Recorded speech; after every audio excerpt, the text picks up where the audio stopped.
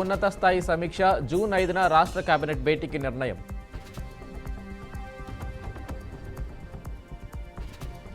సిద్దిపేటలో విషాదం, BMW car కొనివ్వలేదని యువకుడి బలవన్మరణం.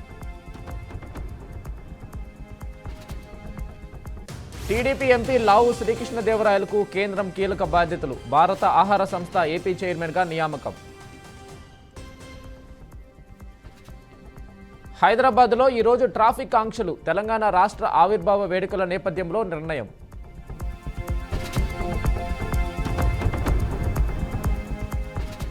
బీజేపీ ఎమ్మెల్యే రాజాసింగ్కు నోటీసులు, భద్రతా సిబ్బంది బుల్లెట్ ప్రూఫ్ కారు లేకుండా బయటకు వెళ్లొద్దని నోటీసులు.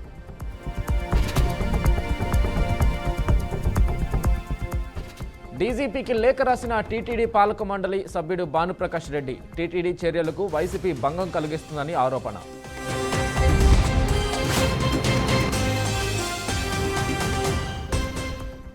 మొక్కుబడిగా బీజేపీ వర్క్షాప్ సమావేశం, ఒక వర్గం నేతలే హాజరైనట్లు పార్టీలో ప్రచారం. మీనాక్షి నటరాజన్తో మంత్రి సీతక్క ప్రత్యేక భేటీ, తాజా రాజకీయ పరిస్థితులపై సీతక్కతో సమీక్ష.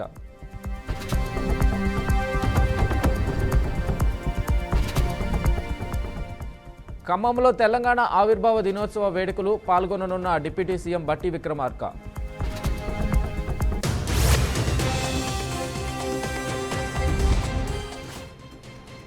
జనసేన శ్రేణులకు పవన్ కళ్యాణ్ పిలుపు, జూన్ 4ను సంక్రాంతి దీపావళి కలబోతగా తీసుకుందామన్న జనసేన.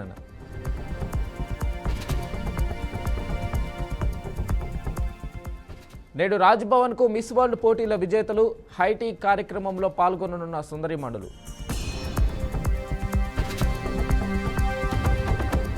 ఈ నెలలో ఏపీలో రాష్ట్రపతి ముర్ము, మోడీ పర్యటన ఏర్పాట్లపై నేడు సమీక్షించనున్న చంద్రబాబు.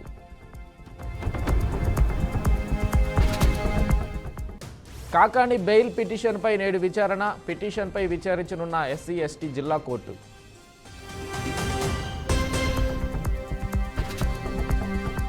నార్వే చెస్ టోర్నీలో అదరగొట్టిన దౌమరాజు గుకేష్, వరల్డ్ నెంబర్ 1 మాగ్నస్ కార్ల్సన్ను చిత్తు చేసిన వైనం.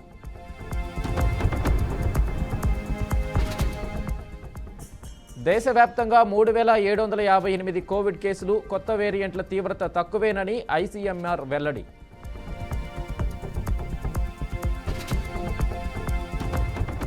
అరుణాచలంలో భక్తుల మధ్య తీవ్ర ఘర్షణ, పలువురికి గాయాలు, గిరి ప్రదక్షిణ క్యూలో తోపులాట, కొట్లాట.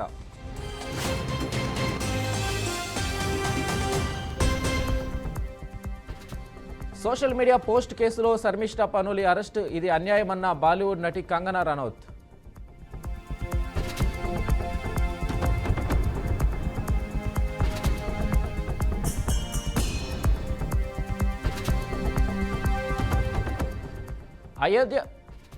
అయోధ్య రామ మందిరాన్ని దర్శించనున్న నూతన మిస్ వరల్డ్, భారత్లోని అనేక ఆలయాలను సందర్శిస్తారన్న సుచాత చువాంగ్శ్రీ.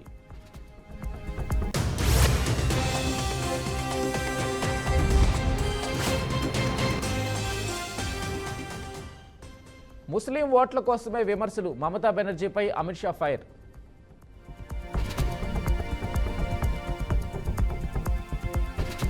ఉగ్రవాదంపై కొత్త రెడ్ లైన్, షాంగ్రీ లా డైలాగులో భారత్ పాక్ జనరల్స్ హెచ్చరికలు.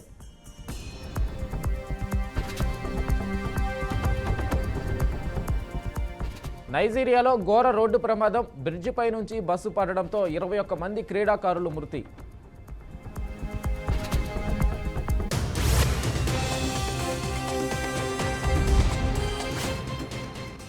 రష్యాపై డ్రోన్ దాడులు చేసిన ఉక్రెయిన్, $2 బిలియన్ పైగా నష్టం వాటిల్లిందని అంచనా.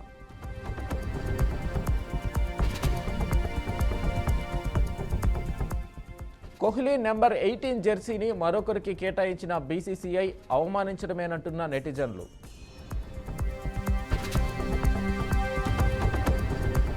కీలక పోరులో ముంబై చిత్తు, ఉత్కంఠ విజయంతో ఫైనల్కు చేరిన పంజాబ్.